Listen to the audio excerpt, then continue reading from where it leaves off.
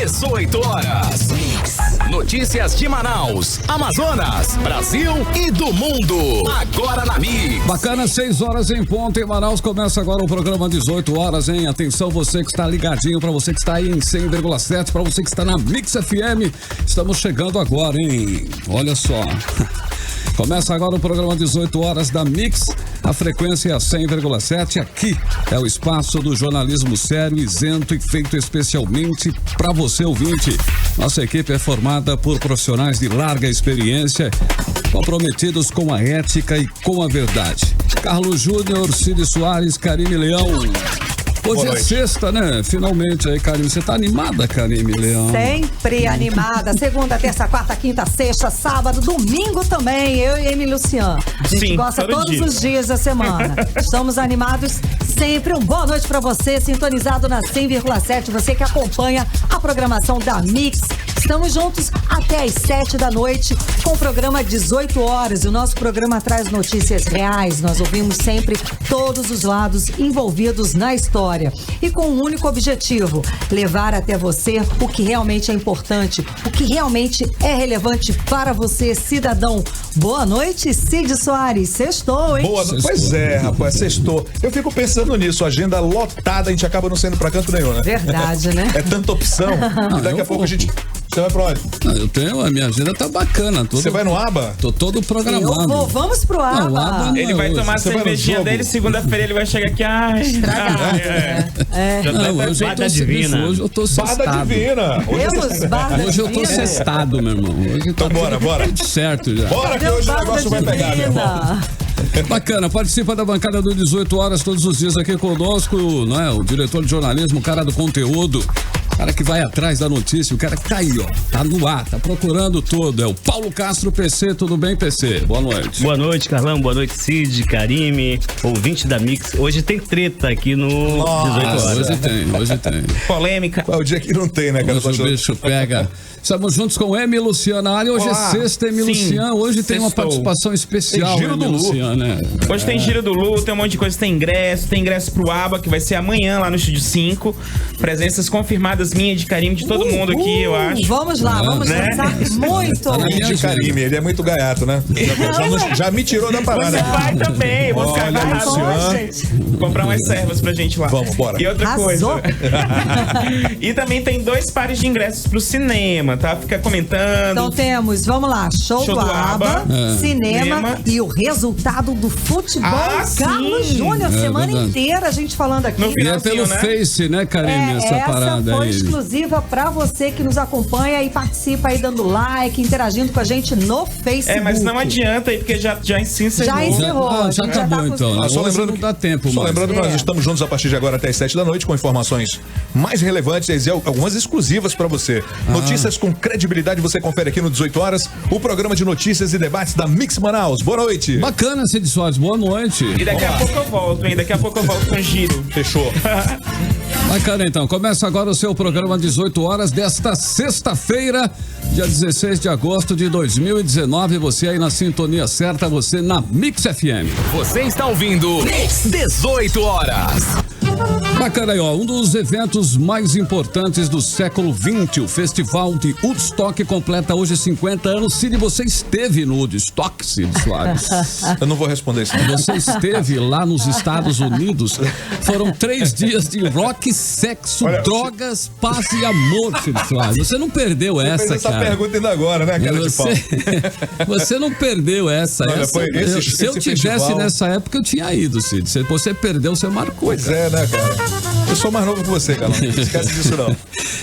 Pois é. O Woodstock revolucionou costumes, música e várias outras questões sociais pelo mundo todo. Foi demais, né, Karime? Imagina, né? O festival aconteceu entre os dias 15 e 19 de agosto de 1969. Faz ideia, a gente que pesquisa no Google sobre o Woodstock, vê aquelas imagens, você imagina que é um festival, um Lollapalooza agora, atual, né? Mas você vê aquelas imagens em 1969, imagina a revolução. Como que fez cultural. Como é que um festival de rock, de meninada, conseguiu fazer uma revolução tão significativa para a sociedade, para a humanidade, né? E aí, foram esses dias e aconteceu numa fazenda nas proximidades da cidade de Bethel, em Nova York, nos Estados Unidos.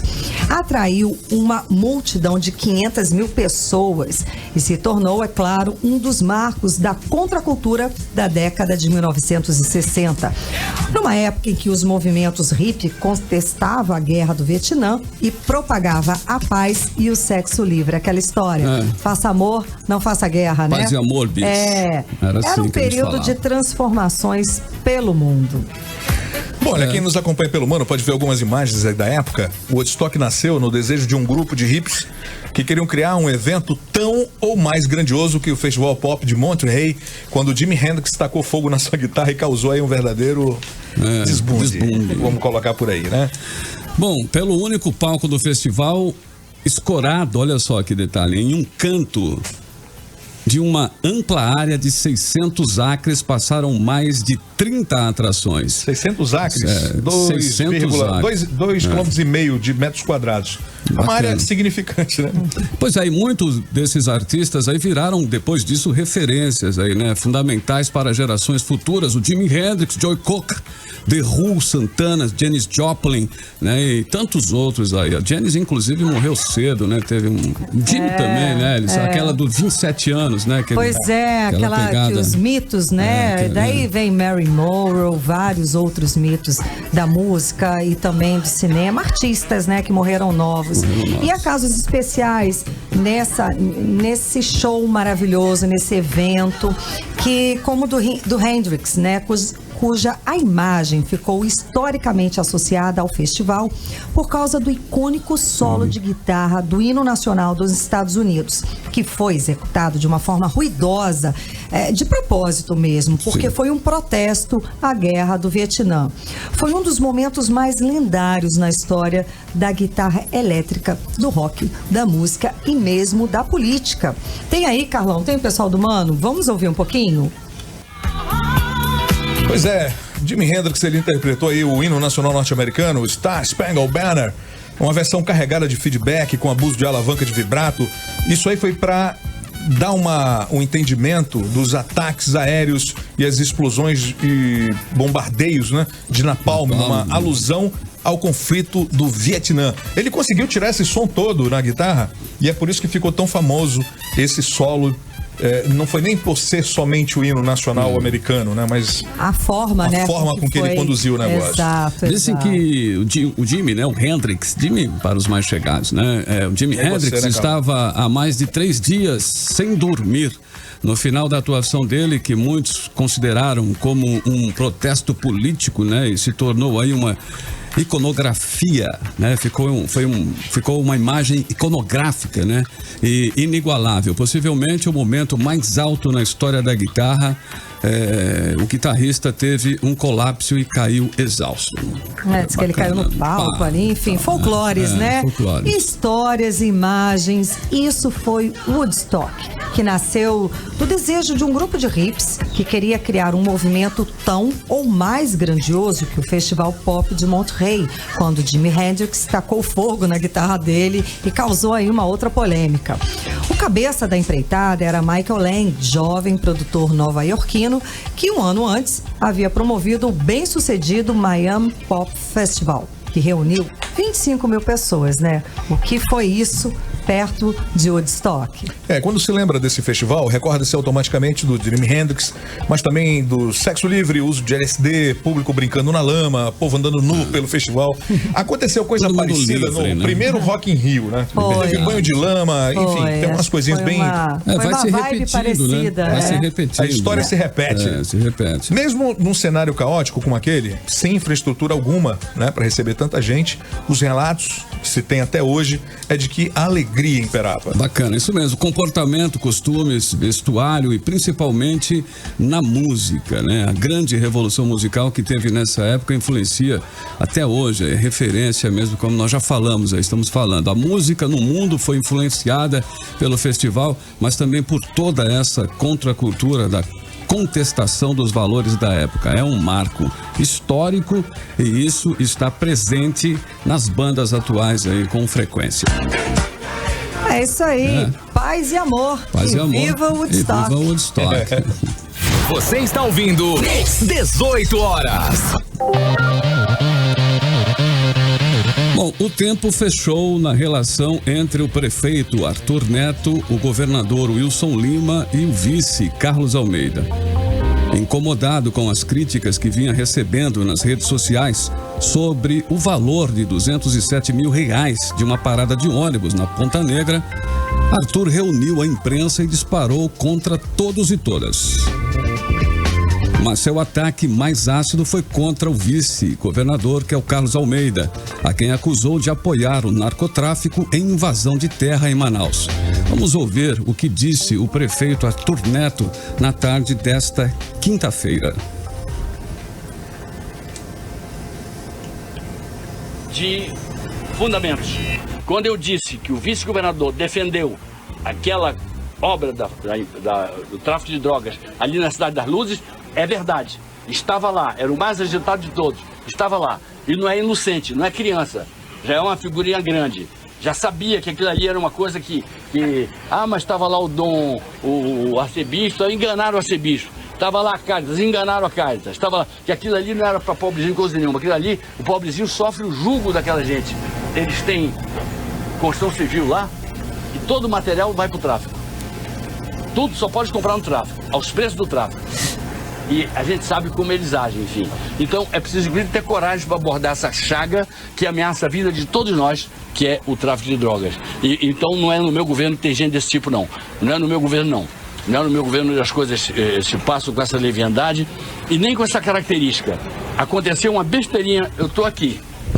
Quando acontece uma passeata de professores, o cara pega o avião e vai embora. Pega o avião, as custas da gente vai embora. Vai embora. Que é isso? Que é isso?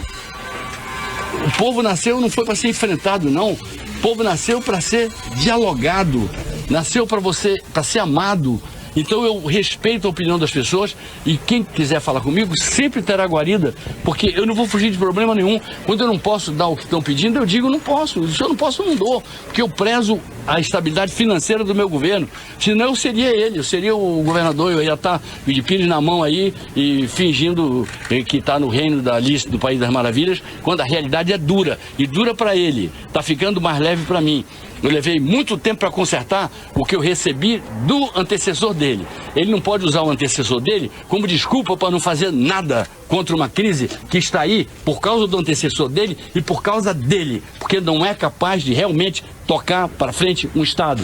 Votaram no Novo, então se eu soubesse disso, tinha lançado minha netinha Júlia, de 9 anos, que ela era mais nova do que ele. E poderia certamente fazer as mesmas, desonestidade não, mas fazer as mesmas besteiras dele, a Julinha faria. Esse negócio de Novo foi bom que acabou. Valoriza a experiência. O Novo está encolhido em alguma toca. O velho está aqui trabalhando, fiscalizando obras e dando satisfação para o seu povo. Bom, e o vice-governador Carlos Almeida não esperou muito tempo e respondeu ao prefeito criticando o valor da parada de ônibus, a buraqueira da cidade e o caos no sistema coletivo. Vamos conferir o que disse o vice-governador. Caso uma parada de ônibus que custa R$207 mil. E no meio da justificação, para poder fugir da necessária justificação do porquê aquela parada tem aquele absurdo, resolveu partir para o escapismo e atacar tanto a mim quanto atacar o governador. Esse é um ponto a ser explicado. O município tem problemas severos e problemas que vem acompanhando durante toda a gestão do prefeito. Então, é meio incoerente fazer a defesa de uma parada que custa R$207 mil, enquanto os passageiros têm que entrar em cacarecos. Essa é uma discussão que não é de hoje. E nós temos problemas municipais que precisam ser resolvidos há muito tempo, como, por exemplo, a quantidade escandalosa de buracos nas ruas, um sistema de saneamento básico que precisa de atenção e algo que nos preocupa sobremaneira. O município de Manaus só atende 45% da sua obrigação de atendimento da saúde básica. Quando o município não atende a integralidade da saúde, isso sobrecarrega as contas estaduais. O estado do Amazonas é o estado que mais gasta com saúde pública. Enquanto o mínimo constitucional é de 12%, o estado do Amazonas gasta 23%. E a grande responsabilidade disso é justamente porque o município não faz o seu trabalho. Eu acredito que, em vez do prefeito estar buscando escapar de sua responsabilidade, imputando agressões ou ilações contra quem quer que seja, tanto a mim quanto ao governador, acho que ele deveria fazer como nós estamos fazendo, como o novo que ele tanto critica está fazendo, em vez de buscar o escapismo enfrentando os problemas de frente. Com relação à acusação em si, é uma brincadeira. É uma brincadeira. O meu trabalho é público e sempre aconteceu de forma pública, e eu sempre trabalhei defendendo política pública de moradia, dentre outras. A propósito, tão logo nós chegamos no Palácio, a nossa obrigação foi de buscar soluções a problemas crônicos de Manaus. Manaus existem diversas ocupações irregulares e nós buscamos, já desde o início do mandato, cooperar com o município de Manaus para que nós possamos debelar esse tipo de problema que é histórico e é um problema que é da responsabilidade do município. Só que, por exemplo, as famílias lá que foram agredidas com incêndio no ano passado, aquelas 700 famílias que foram agredidas com incêndio no Educandos, elas estão até hoje aguardando uma solução que depende de uma parceria com o município. Estamos com um termo de cooperação já faz 4 meses que depende de uma resposta que o município não dá. Então, em vez de ficar criando factoide, querendo buscar atenção, que é o que está evidente nessa atitude dele, que parece evidentemente desesperada, ele deveria estar buscando solução que o Estado já está apresentando há bastante tempo. Quero registrar e até dar uma recomendação. Eu acredito que o prefeito deveria fazer que nem Pelé, sair por cima e respeitar a própria história, em vez de ficar estragando aquilo que é o seu patrimônio que foi conquistado ao longo de tantos anos em devaneios senis. Quero deixar muito claro, quando a gente vai trabalhar todo dia para poder enfrentar os problemas que nós estamos de frente, a gente não fica prestando atenção no cachorro que fica latindo para a roda do carro. Bom, como você pode conferir, aí é briga de cachorro grande, enfim, né, Cid? Olha, eu vou te falar uma coisa, eu sinto até vergonha quando eu ouço esse tipo de discussão. Manaus cheio de problemas que deixa o cidadão irritado, buraco, ônibus caindo aos pedaços, engarrafamento a qualquer hora do dia. Por sua vez, o sistema de saúde do nosso estado, esse caos que está, né, mostramos isso diariamente, filas da morte nos hospitais, salários de funcionários atrasados, o governo sem pagar o 13º do funcionalismo e as autoridades se digladiando com acusações graves e até com picuinhas. Isso aí não tem nada a ver, gente. Vamos trabalhar. Nada a ver, Cid. Em vez de estarem promovendo essa discussão aí sem sentido, né? Uma discussão, diria até baixa, né, cara? As autoridades, o prefeito, o vice-governador e o governador deveriam estar unindo forças para melhorar aí a qualidade de vida das pessoas, dos cidadãos que votaram na esperança de ter uma cidade, né? E um estado melhor para viver. Inclusive, eu votei. É uma ação conjunta no mínimo. Claro, então, é lógico, aí, né, porque eu acho que é o que a população quer e exige dos seus governantes. A gente percebe aqui na participação das pessoas pelos aplicativos, pelo WhatsApp, que a população está exigindo, ela exige dos seus governantes. O que ela exige? Trabalho, seriedade no trato da coisa pública, responsabilidade, cumprimento de promessas de campanha e, é claro, respeito ao cidadão em todos os sentidos. Acho que passou o momento em que os governantes parem de pensar que as pessoas são trouxas, não são mais. Exato. Passou esse tempo. A gente percebe onde é que está errado, a gente percebe quem está errando, todos percebem, né? E vão cobrar isso no voto. Presta atenção. E estão cobrando. Eles cobram solução para o caótico, para tudo que tá. O que está caótico? A cidade, o estado está parado. Transporte coletivo. É o transporte coletivo, as ruas esburacadas, atendimento digno nos hospitais. Eles cobram gestão eficiente das finanças. E não essa discussão, essa cisânia, essa picuinha, né? Esse jogo de acusação que, gente, não leva a nada. Isso já está na hora do basta, né? O Amazonas, Manaus estão regredindo, enquanto outros estados e capitais estão progredindo, justamente porque seus governantes estão focados em resolver problemas e não em brigas políticas. Temos o caso da Bahia, onde o governador e o prefeito travam uma batalha, mas essa é diferente. É para quem realiza mais obra, para quem inaugura mais obras. E hoje quem vai a Salvador já consegue ficar surpreendido com uma cidade limpa, com o sistema de transporte funcionando na normalidade e recebendo cada vez mais turistas. Pois é, né, minha gente? Vamos trabalhar, vamos deixar essa desarmonia de lado. Parece uma briga, uma queda de braço improdutiva. E nós aqui do 18 horas vamos cobrar trabalho, solução de todos, do presidente ao vereador. Esse é o nosso compromisso. 18 horas e 20 minutos em Manaus. Você está na sintonia certa, você está na Mix FM. Você está ouvindo 18 horas. Cid Soares, Karime Leão, Paulo Castro, 20 da novidade do 18 horas. Vamos agora curtir. Da novidade. Da novidade, FM. Sinta-se em casa, querido. Com vontade. Poxa vida, hein? É bom que você quebra o gelo de qualquer coisa. Ainda bem que hoje é sexta-feira. Amém, né? Hoje é sexta-feira, final de semana. Vamos ouvir então o playlist da novidade, você que está em 100,7. Então tá aí mais uma, né, que você conferiu no playlist aqui da Mix FM do programa 18 horas, quando são 6 horas e 25 minutos em Manaus. Você está aí na sintonia certa. Vamos juntos com você até 7 da noite com a informação.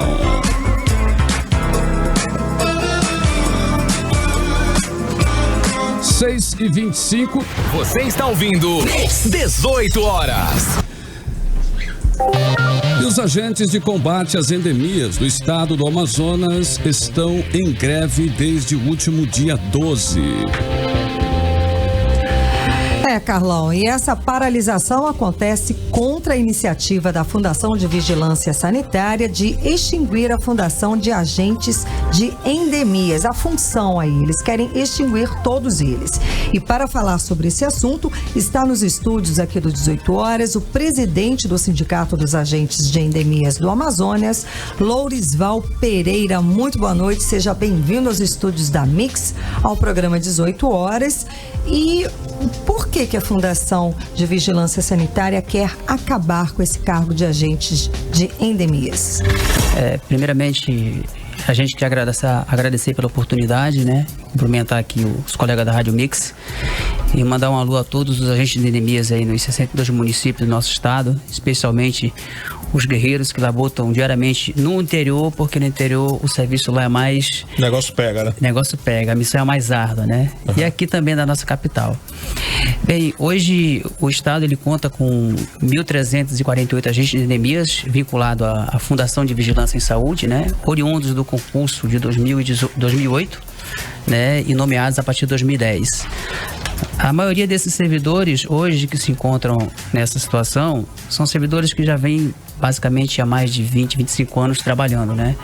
Oriundo do regimento de contratação de forma precarizada, né? E aí, diante dessa situação, comitando com a regulamentação da profissão, que foi a partir de 2006, com a emenda 51, o Estado sentiu na obrigação de fazer esse concurso para tirar do vínculo precário, né? Do contrato precário. Infelizmente... Organizar mais, né? Isso. No nosso Estado, praticamente 80% dos agentes que labutam nos municípios também são de contrato precário. E, de certa forma, sofre muito com uma perseguição política e, principalmente, isso agride a continuidade do trabalho, que nós trabalhamos com vigilância e saúde, que requer, pela própria denominação vigilância e saúde, um trabalho constante e especializado.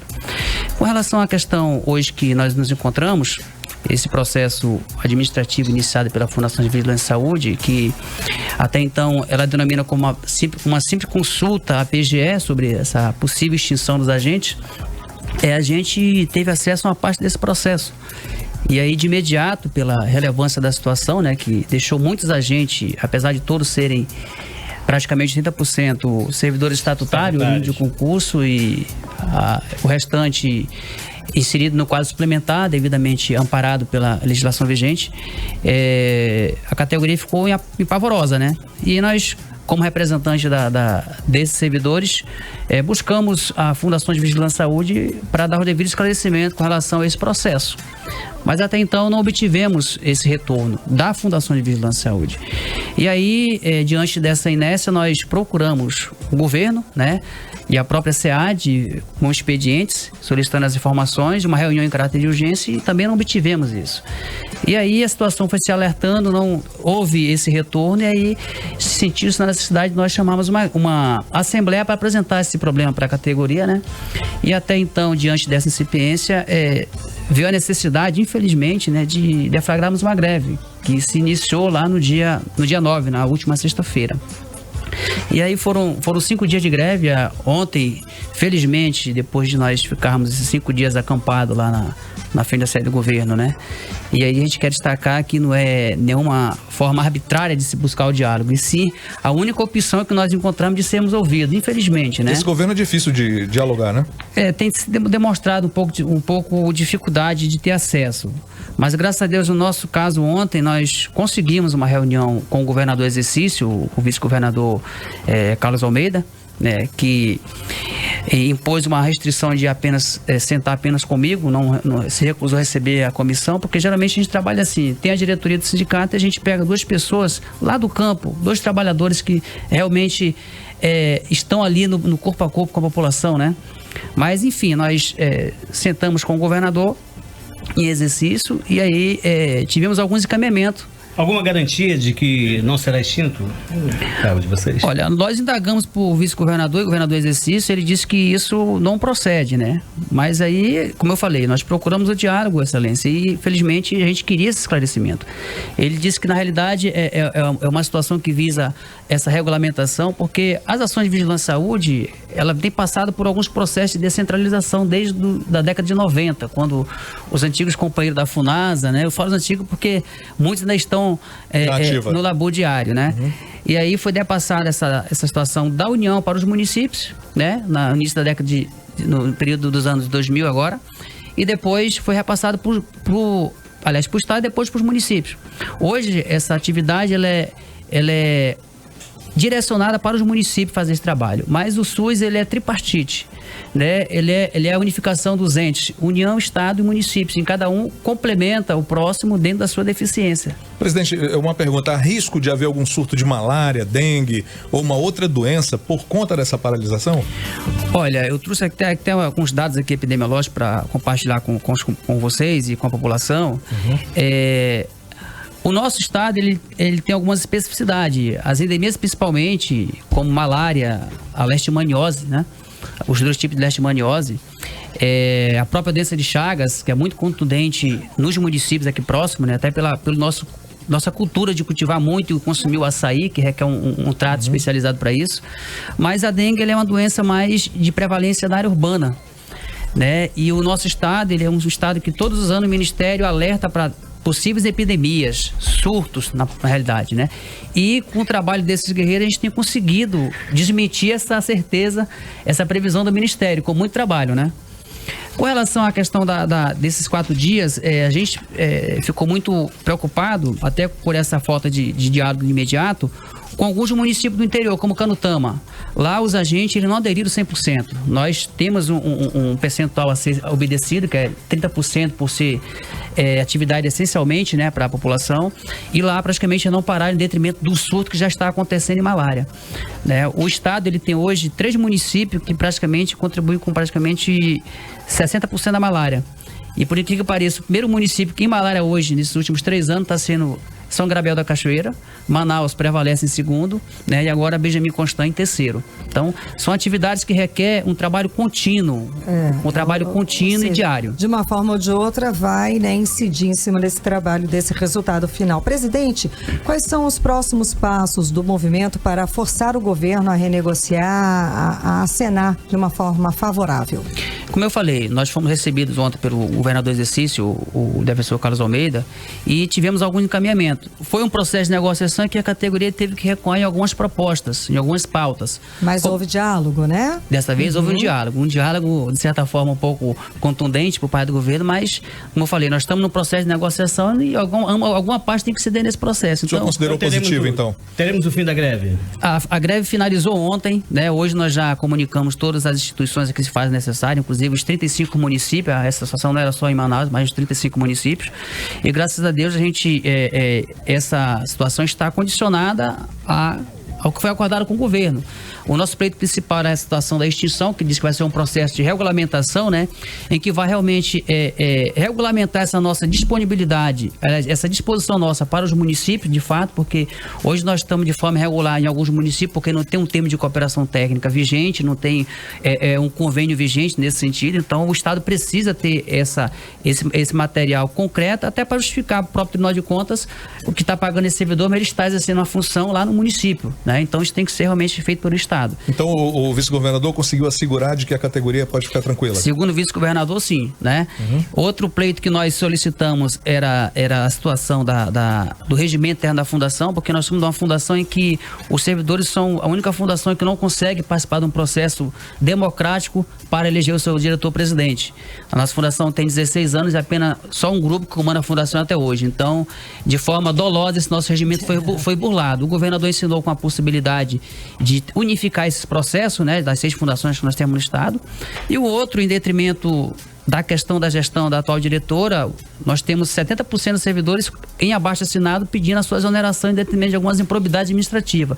Mas aí esse pleito não foi aceito pelo governador, ele vai permanecer com a diretora e aí toda e qualquer situação da categoria, infelizmente, vai ter que ser via Casa Civil, porque ele tem ciência que ela é muito hostil a esse processo de negociação, e isso é uma improbidade administrativa, ela tem que ter esse respeito institucional, porque a gente representa uma categoria e o governador garantiu que qualquer demanda nessa situação a gente pode procurar na Casa Civil, né? Bom, então, muito obrigada pela sua presença aqui no 18 horas. A boa notícia é que terminou a greve e os agentes estão mantidos, né? Os cargos. Muito obrigada pela sua participação hoje aqui no 18 horas. Conversamos com o presidente do Sindicato dos Agentes de Endemias do Amazonas, Lourisval Pereira. Suas considerações. Muito obrigada. A gente agradece aqui pela oportunidade. Mais uma vez, eu quero agradecer aos companheiros que se uniram nessa nossa luta pela nossa subsistência realmente, né? E agradecer a consciência do governador em nos receber, pela nossa relevância. A gente trabalha lá na prevenção, lá na atenção básica, a gente vê a média e alta complexidade realmente inchadas, os SPAs, pronto-socorros, e a gente trabalha lá na essência. A gente sempre fala que a gente trabalha no curar e não no remediar, né? Então, na prevenção. Então, a gente agradece o espaço e boa noite a todos. Muito obrigado, uma ótima noite. Boa noite, são 6 horas e 36 minutinhos. Você está ouvindo 18 horas. Bom, quase a metade da população das regiões Norte e Centro-Oeste considera que o presidente Jair Bolsonaro deveria dar prioridade para o setor de saúde. Vamos saber mais detalhes com o repórter Azaf Augusto. Boa noite a todos. Essa informação foi obtida através de uma pesquisa do Instituto Paraná, que já está publicada no site 18horas.com.br. A pesquisa aponta que nada menos que 46,3% dos entrevistados do Norte e Centro-Oeste priorizam a saúde, sendo o maior índice entre todas as regiões. Em todo o Brasil, segundo a pesquisa, 44,3% defendem a prioridade na saúde. Mais de 2.000 pessoas foram ouvidas pelo Instituto entre os dias 5 e 9 de agosto, através de entrevistas telefônicas com habitantes com 16 anos ou mais, em 26 estados, além do Distrito Federal, e em 174 municípios brasileiros.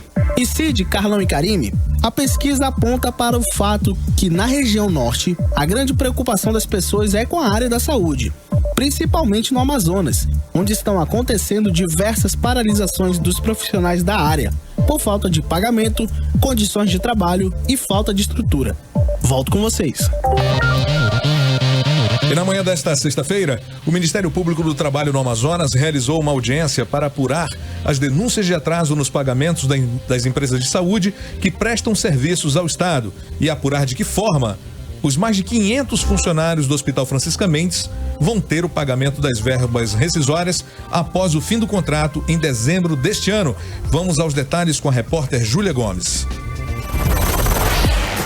Estiveram na audiência os representantes das cooperativas médicas e a Secretaria Estadual de Saúde. Eles foram ouvidos pelo Procurador-Geral Josinei Dourado, que confirmou as denúncias. Tivemos a confirmação dessas informações, fizemos o levantamento junto a essas empresas que estiveram aqui presentes daquilo que está atrasado de pagamento, fizemos também o levantamento daquilo que elas estão precisando receber do Estado, algumas parcelas de 2019, algumas faturas de 2018, 2017, até empresas de 2013 que estão pendentes de recebimento.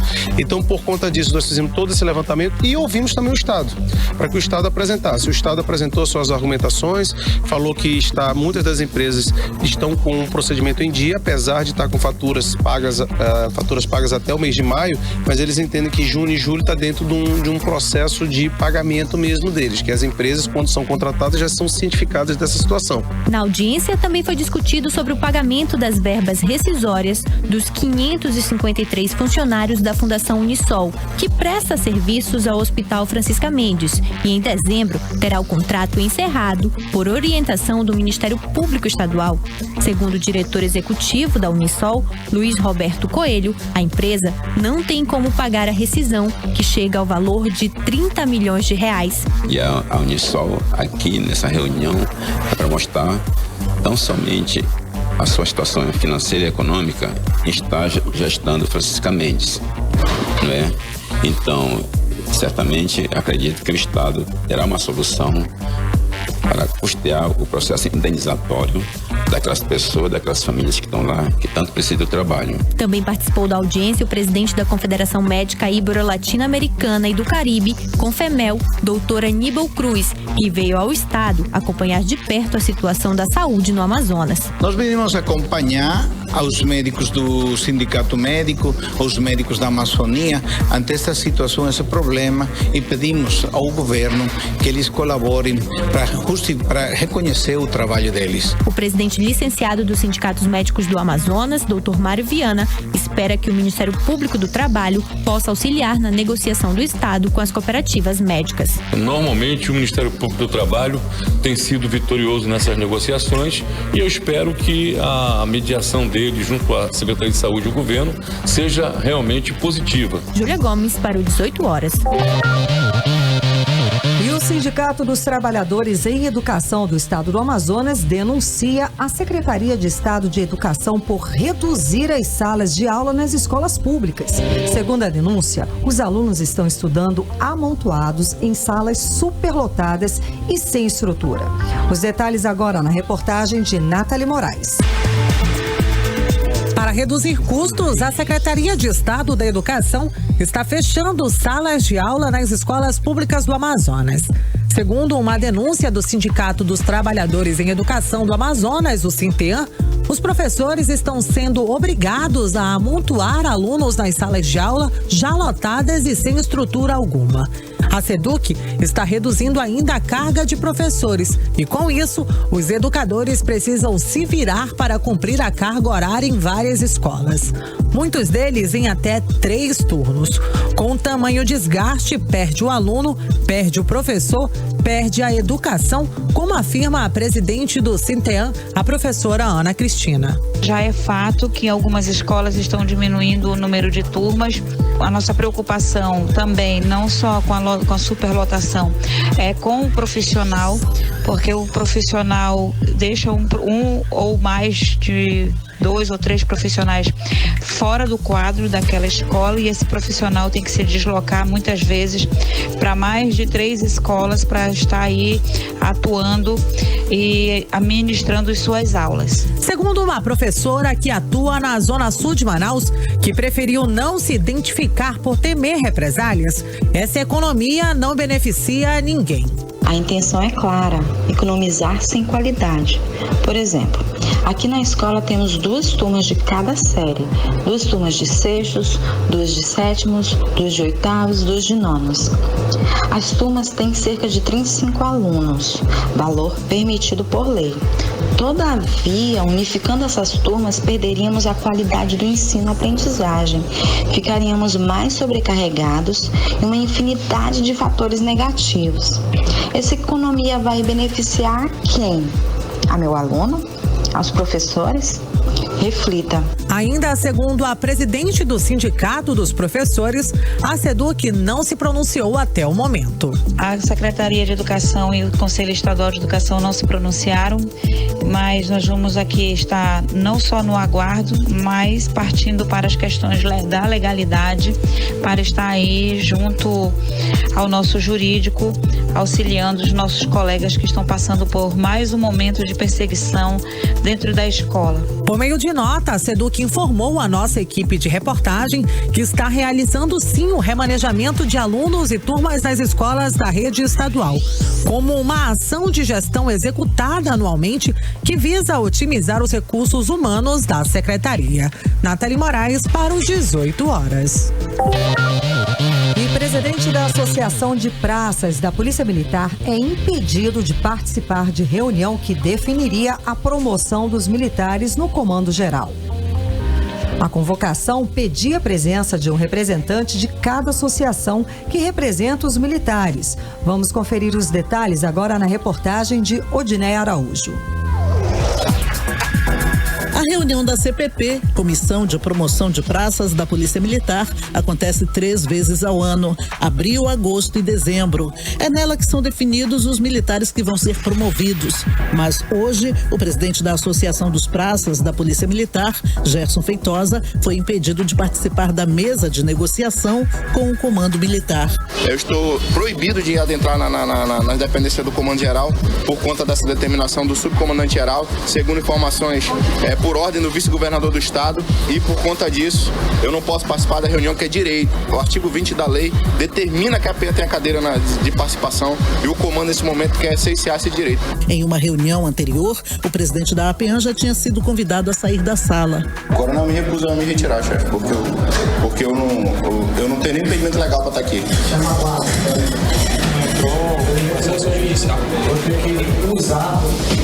Não posso fazer nada. Não estou descumprindo nenhuma lei.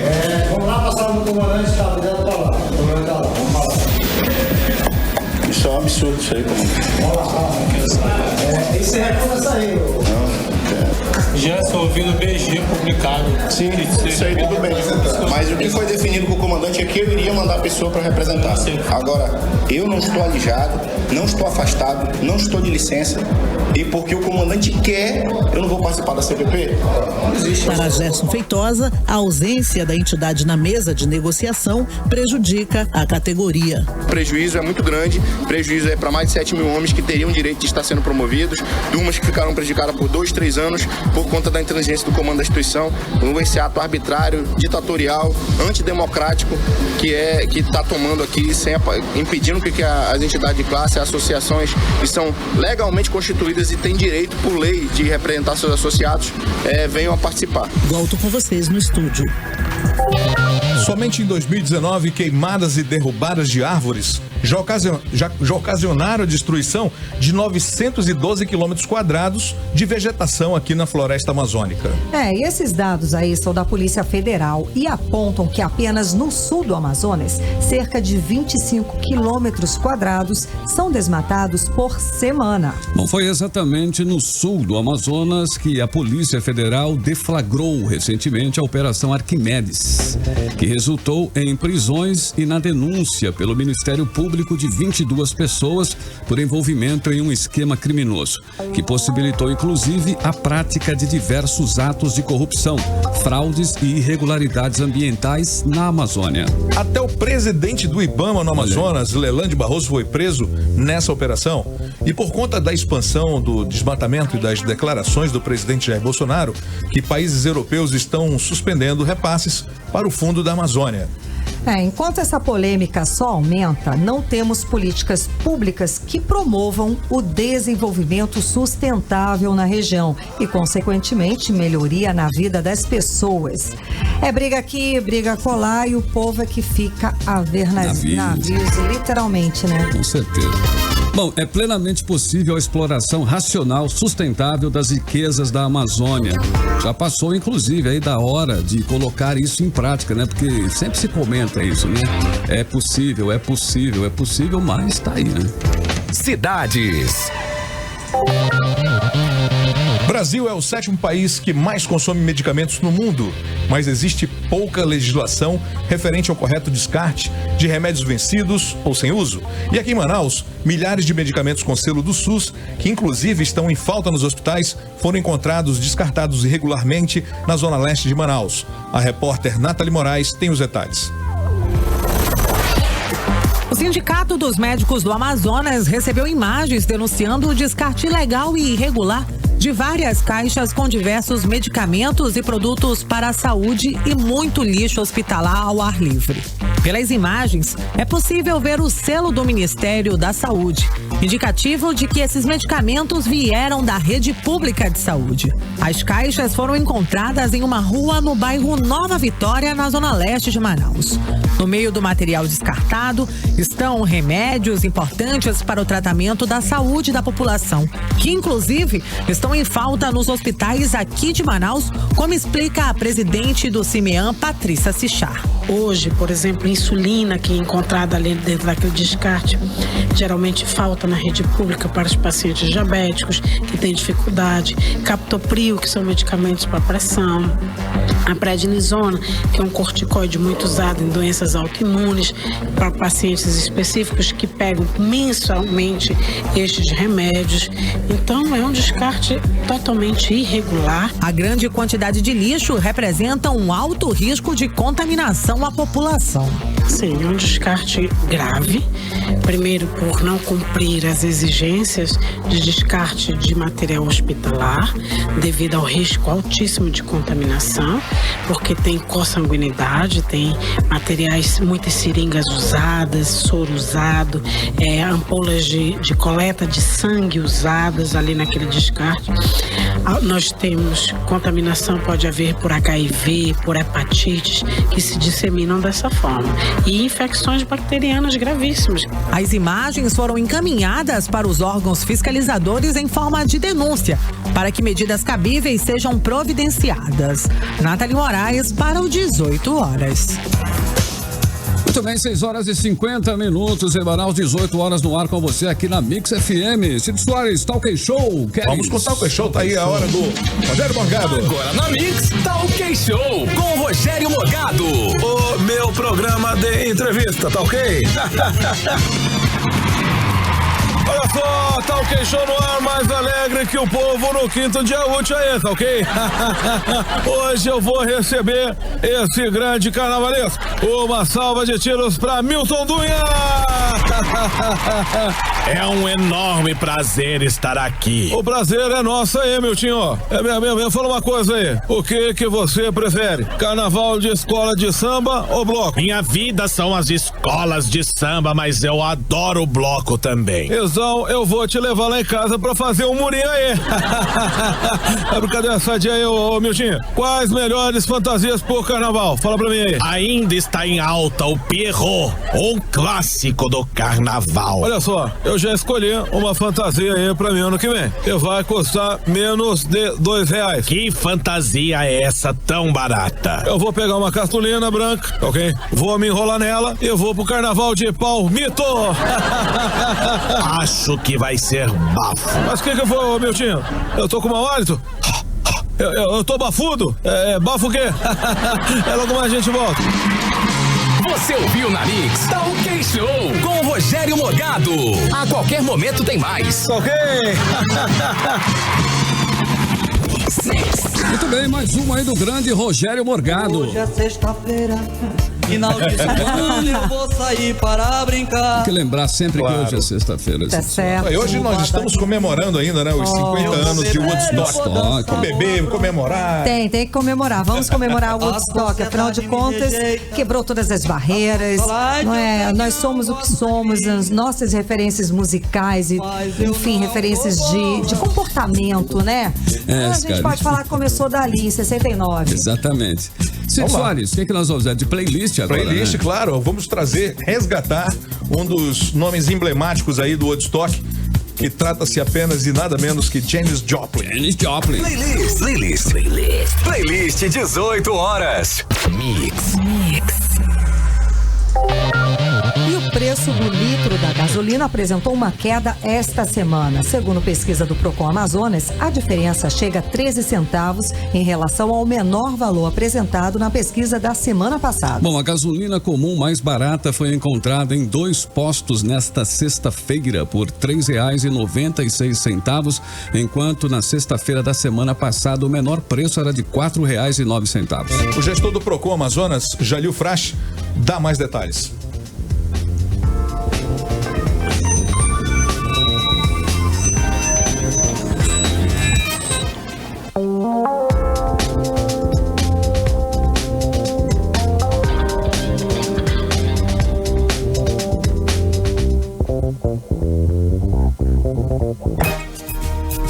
Após pesquisa de preço realizada nesta sexta-feira, se compararmos com a pesquisa realizada na semana passada, a gasolina teve uma redução de 13 centavos no preço bomba, que é benéfico ao consumidor e significa que as reduções que anteriormente tinham sido anunciadas para a Petrobras está chegando neste preço bomba.